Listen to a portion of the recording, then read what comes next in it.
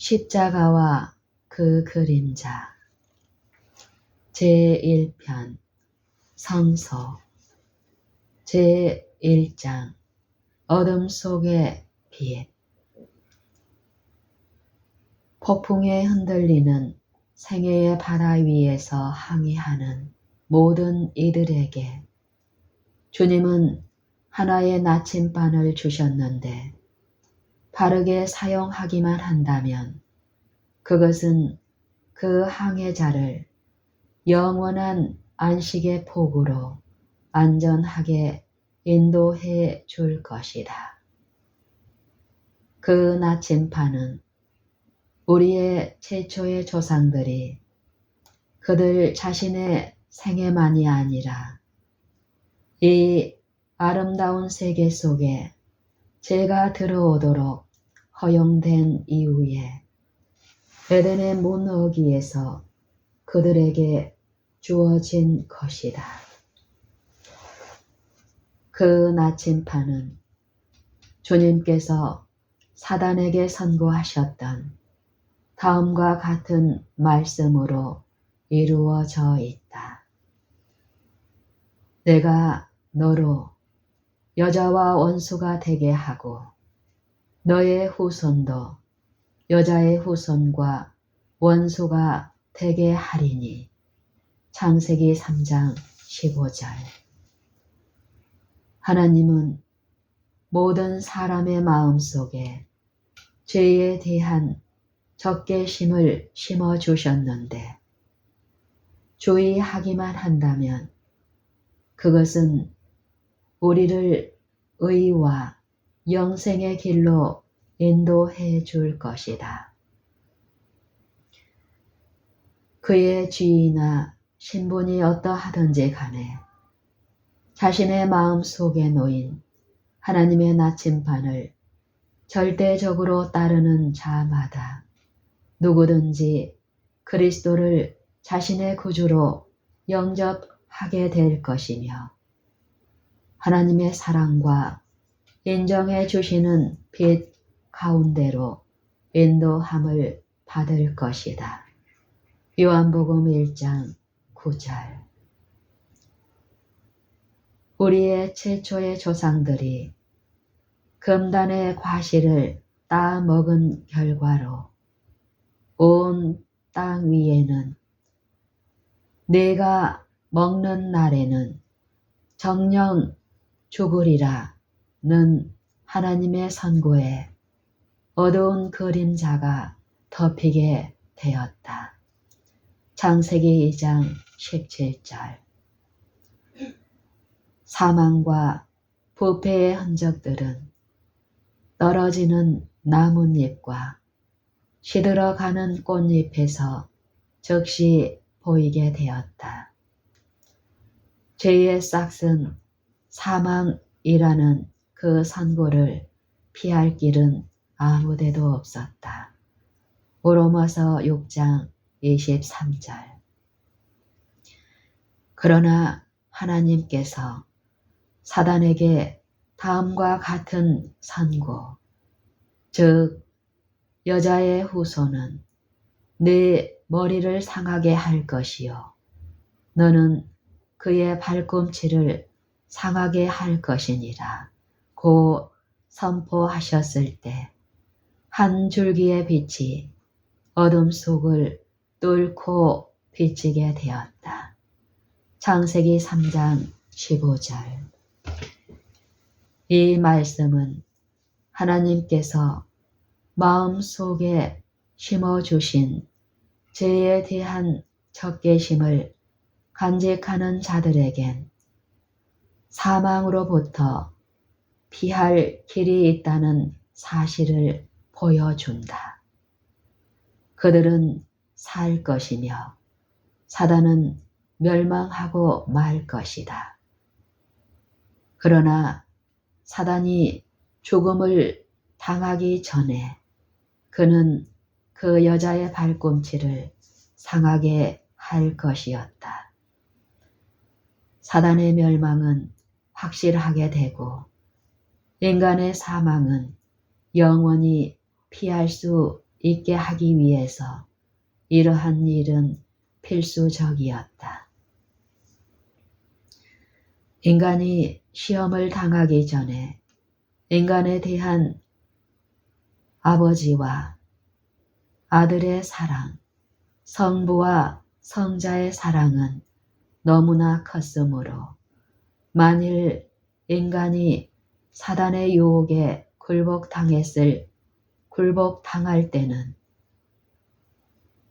인간이 시험을 당하기 전에 인간에 대한 성부와 성자의 사랑은 너무나 컸으므로 만일 인간이 사단의 유혹에 굴복당할 때는 그리스도께서 자기 자신의 생명을 대속물로 바치기로 서약했던 것이다.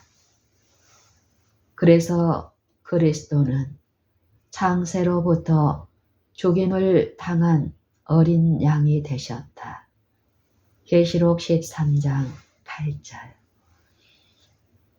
이 놀라운 진리는 주님께서 사단에게 선고하신 말씀, 즉 여자의 후손은 네 머리를 상하게 할 것이요 너는 그의 발꿈치를 상하게 할 것이니라 는 말씀을 통하여 우리의 최초의 조상들에게 알려졌던 것이다.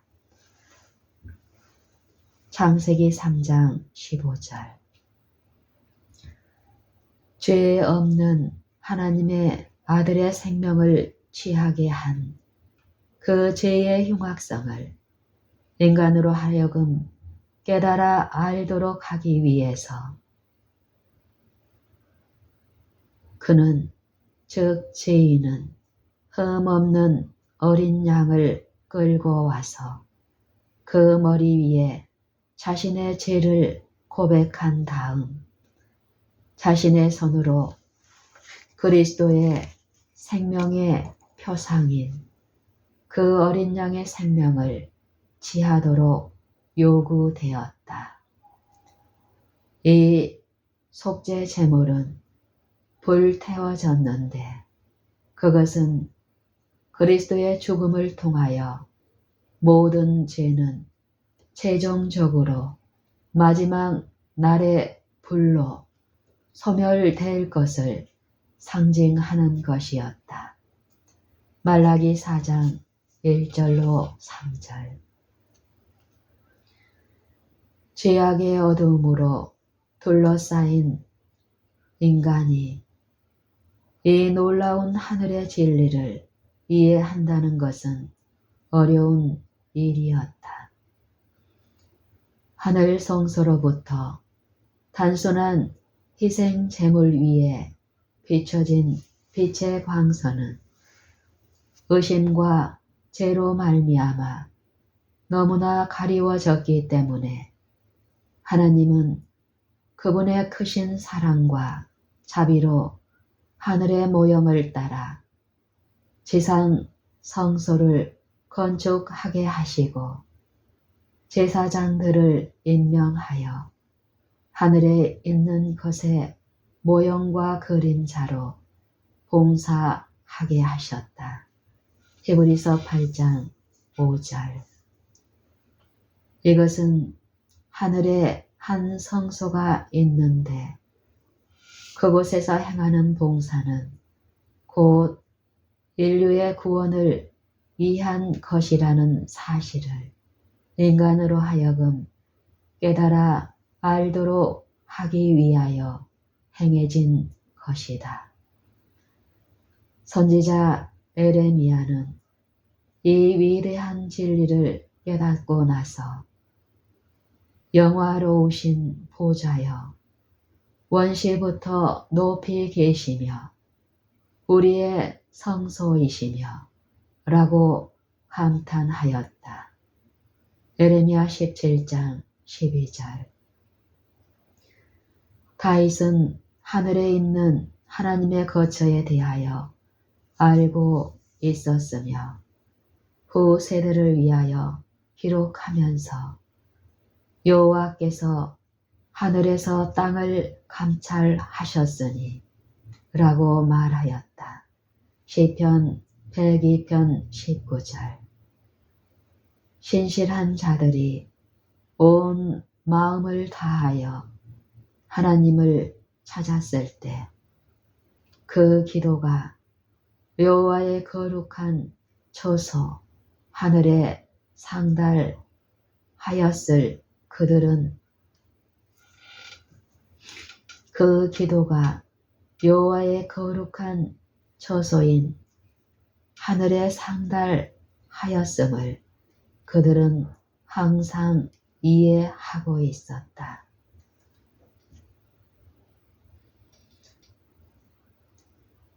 역대하 30장 27절. 지상 성소에서의 모든 예배는 하늘 성소에 관한 진리를 가르쳐 주기 위한 것이었다. 지상 성소가 세워져 있는 동안 하늘 성소에 이르는 길은 명백하게 보이지 않았으나 그리스도께서 하늘에 들어가셔서 인류를 위하여 그분 자신의 보혈을 제시하셨을 때 하나님께서는 자신의 선지자들을 통하여 하늘 성소에 관한 더 많은 빛을 보여주셨다. 그 영광스러운 하늘 성전에 대한 광경은 사랑받은 제자 요한에게 여러 번 계시되었다. 그는 금단을 바라보았는데 그 위로 지상에 있는 성도들의 기도가 향기와 함께 섞여서 하나님 앞에 상달되는 것을 보았다. 이상 가운데서 그는 하나님의 보좌 앞에서 타오르는 7 등잔을 가진 등대도 보았다. 또한 지성소로 들어가는 휘장이 열려 있는데 그는 기록하기를 이에 하늘에 있는 하나님의 성전이 열리니 성전 안에 하나님의 언약궤가 보였다 라고 했다. 계시록 11장 19절. 그리스도께서 죄인들을 위하여 자신의 피를 가지고 아버지 앞에 탄원하시는 것은 주께서 베푸신 것이요 사람이 한 것이 아닌 참 장막 안에서 행하시는 것이다. 히브리서 8장 2절. 또한 하나님의 보좌가 있는데 그곳은 무수한 천군 천사들에 의해서 호위되어 있으며 그들은 하나님의 명령에 순종하기 위하여 대기하고 있다가 그 보좌로부터 지상에 있는 하나님의 자녀들의 기도를 응답해 주기 위해 보내심을 받는다. 시편 103편 19절로 20절, 다니엘 9장 21절로 23절. 하늘 성소는 여호와의 위대한 능력의 저장소이므로 믿음으로 이곳과 연결된 모든 사람은 사단의 온갖 시험을 물리치는 데 필요한 모든 도움을 이곳으로부터 제공받는다. 무거운 짐을 실은 전차가 그 가느다란 연결선으로서 위에 설치된 전선과 접속되므로 수마일이나 떨어져 있는 발전소로부터 전력을 공급받는 것이야말로 그리스도인에 대한 하나의 적절한 예증이 된다. 그 접속이 계속 유지되는 한 그 전차는 캄캄한 밤중에라도 앞에 놓인 진로를 환하게 조명해 줄 뿐만 아니라 원근에 둘러싸인 어둠 속에 환한 빗줄기를 비춰주면서 언덕길을 한결같이 오르내리며 순조롭게 달려간다. 그러나 접속이 끊어지는 순간,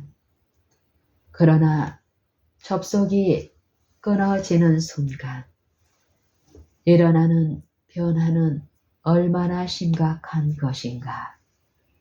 그 전차는 어둠 속에 그냥 머문 채 더 이상 앞으로 움직일 수가 없게 된다. 하늘 성소에 계신 우리의 대제사장 그리스도께서 하늘 성체 위에서 아래로 손을 내뻗치셔서 믿음으로 손을 들어 그 허락된 도움의 손길을 붙잡고자 원하는 모든 이들의 손목을 붙드시는 것도 이와 같다. 하늘 성소에 계신 우리의 대제사장 그리스도께서 하늘 성체 위에서 아래로 손을 내뻗치셔서 믿음으로 손을 들어 그 허락된 도움의 손길을 붙잡고자 원하는 모든 이들의 손목을 붙드시는 것도 이와 같다. 믿음으로 그 도움을 붙잡는 사람은 가장 험준한 공경의 언덕이라도 안전하게 지나갈 수 있으며 그의 영혼은 다른 사람들에게 빛과 축복을 나누어 주면서 빛으로 충만하게 된다. 믿음으로 하나님을 굳게 붙잡는 한 그는 하늘 성소로부터 빛과 능력을 얻게 되지만 만일 그가 그 연결을 단절하는 의심과 불신을 용납한다면 그는 어두움 속에 놓이게 되고 더 이상 앞으로 나갈 수 없을 뿐만 아니라 다른 사람의 진로에 장애물이 되고 말 것이다. 믿음으로 하나님을 굳게 붙잡는 한 그는 하늘 성소로부터 빛과 능력을 얻게 되겠지만 만일 그가 그 연결을 단절하는 의심과 불신을 용납한다면 그는 어둠 속에 놓이게 되고 더 이상 앞으로 나아갈 수 없을 뿐만 아니라 다른 사람의 진로에 장애물이 되고 말 것이다.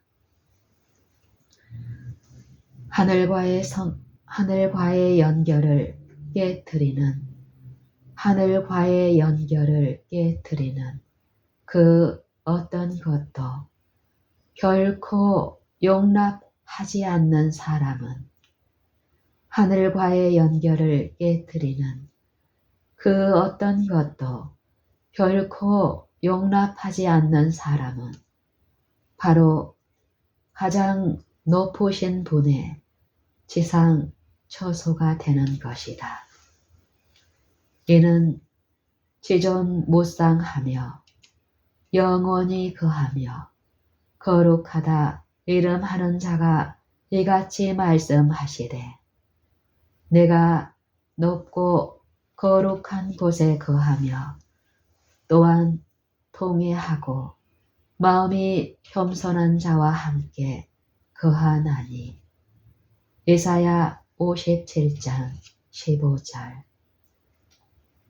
죄에서 떠나 죄를 멀리하는 자는 성령의 전이 되는 것이다. 죄에서 떠나 죄를 멀리하는 자는 성령의 전이 되는 것이다. 고린도전서 6장 19절로 21절. 하나님께서는 그분의 백성의 마음에 거하시기를 원하시지만 마음속에 간직된 죄로 말미암아 그분의 영은 그곳에 거하실 수가 없다. 에베소서 3장 17절로 20절. 요한일서 3장 15절.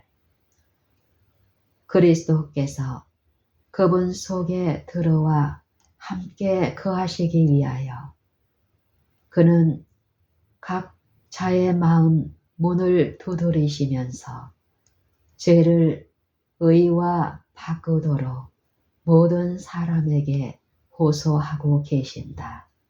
계시록 3장 20절. 설정 성경.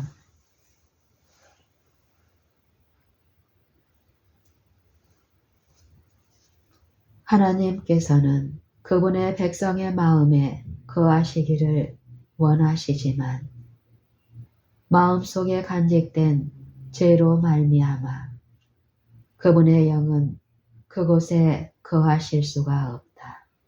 에베소서 3장 17절로 20절. 요한일서 3장 15절. 그리스도께서 그들 속에 들어와 함께 거하시기 위하여 그분은 각자의 마음 문을 두드리시면서 죄를 의와 바꾸도록 모든 사람에게 호소하고 계신다. 요한계시록 3장 20절. 성경 가운데서 찾아볼 수 있는 성전들은 다음과 같아.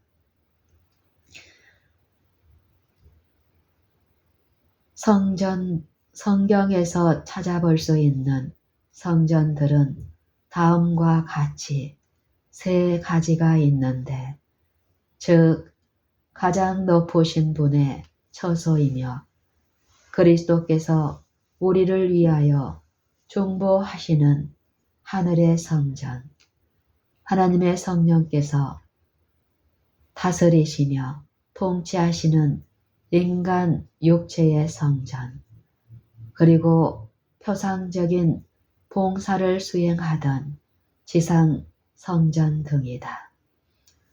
성경 가운데서 찾아볼 수 있는 성전들은 다음과 같이 세 가지가 있는데, 즉 가장 높으신 분의 처소이며 그리스도께서 우리를 위하여 중보하시는 하늘의 성전이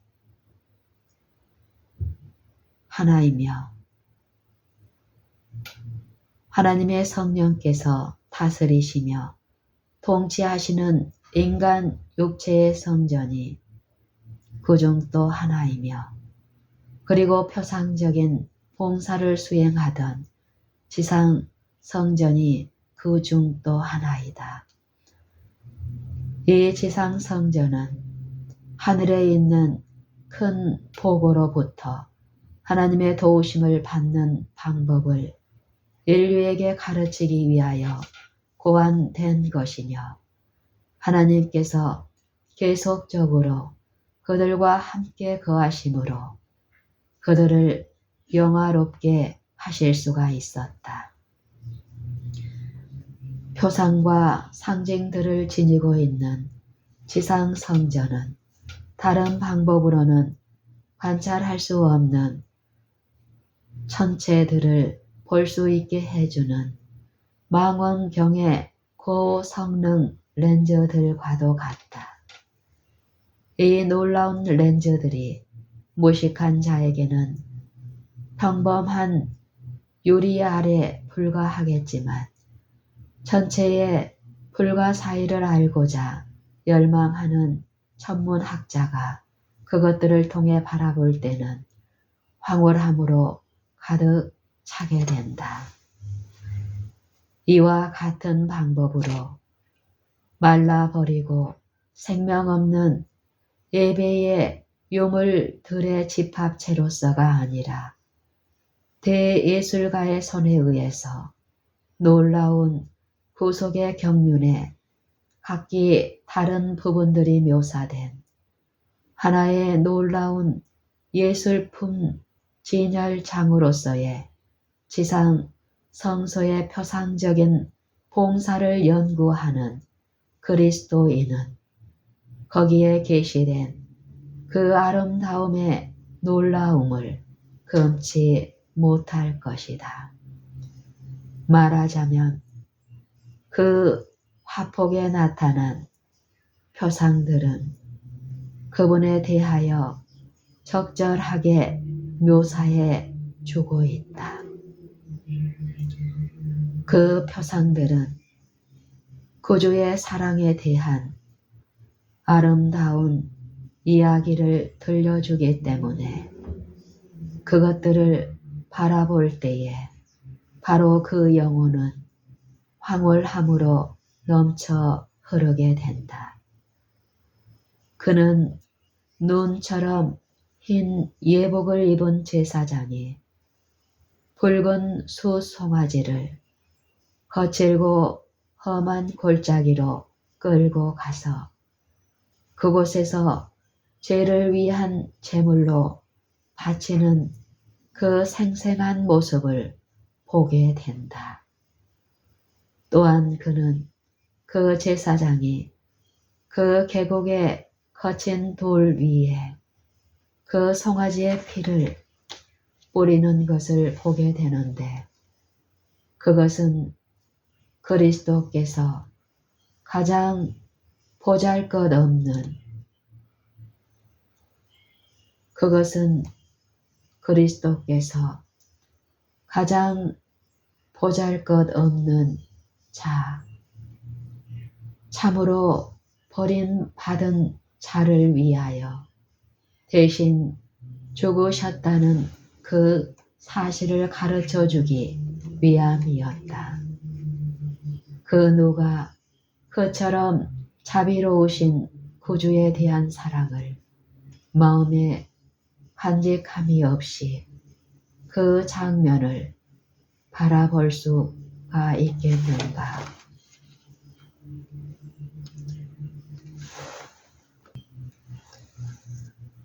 다시금 그는 죄에서 해방되기를 갈망하는 한 가난한 죄인에 대한 장면을 보게 되는데 그의 부유한 동료들이 속죄제를 위하여 그들의 어린 양을 끌고 가며 또 가난한 자들조차 산 비둘기나 집 비둘기를 가지고 지나가는 모습을 바라보면서 그 가난한 죄인은 바칠 만한 아무런 산 재물이 없으므로 그만 좌절감에 빠져버리고 만다.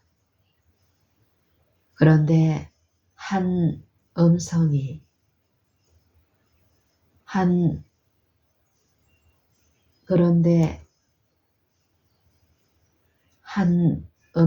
들리기를 한 웅큼의 가루만 들여도 응답될 것이니라.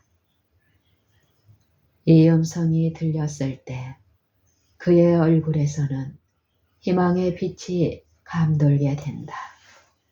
또한 그 죄인은 자신을 위하여 찢긴 그 거룩한 몸을 상징하는 것으로서 그 제사장이 빻은 밀을 바치는 것을 목격하면서 너희 죄가 용서함을 받았느니라는 말씀을 들을 때 마치 자기를 도와줄 만한 사람은 아무도 없었던 베데스다 연못가에 그 불쌍한 사람에게 복되신 주님께서 그의 침상을 가지고 걸으라고 말씀하셨을 때에 그의 마음이 기쁨으로 넘쳐 흘렀던 것처럼 이제 그 죄인의 마음은 기뻐 뛰게 된다. 요한복음 5장 2절로 9절.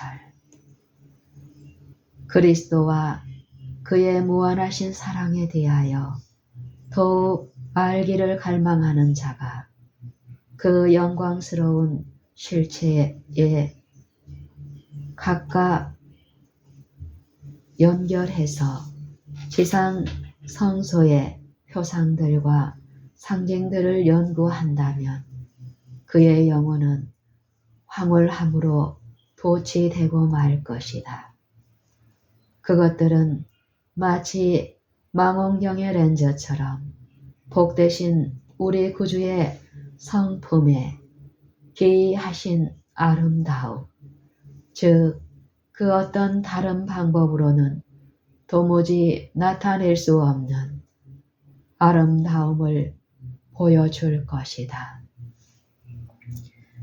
지상 성소의 각양한 표상들과 상징들의 하나하나가 가르쳐주는 독특하고도 뚜렷한 하늘의 교훈이 있는데 이 모든 것을 다 함께 관찰할 때 그것들은 하나의 미술과 외에는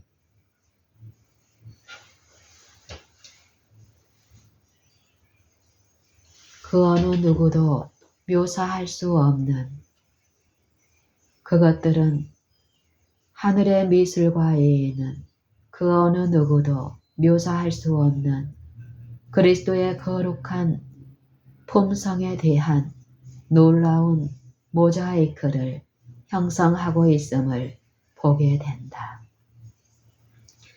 지상 성소의 각양한 표상들과 상징들의 하나하나가 가르쳐주는 독특하고도 뚜렷한 하늘의 교훈이 있는데 이 모든 것을 다 함께 관찰할 때 그것들은 하늘의 미술과 외에는 그 어느 누구도 묘사할 수 없는 그리스도의 거룩한 품성에 대한 놀라운 모자이크를 형성하고 있음을 보게 된다.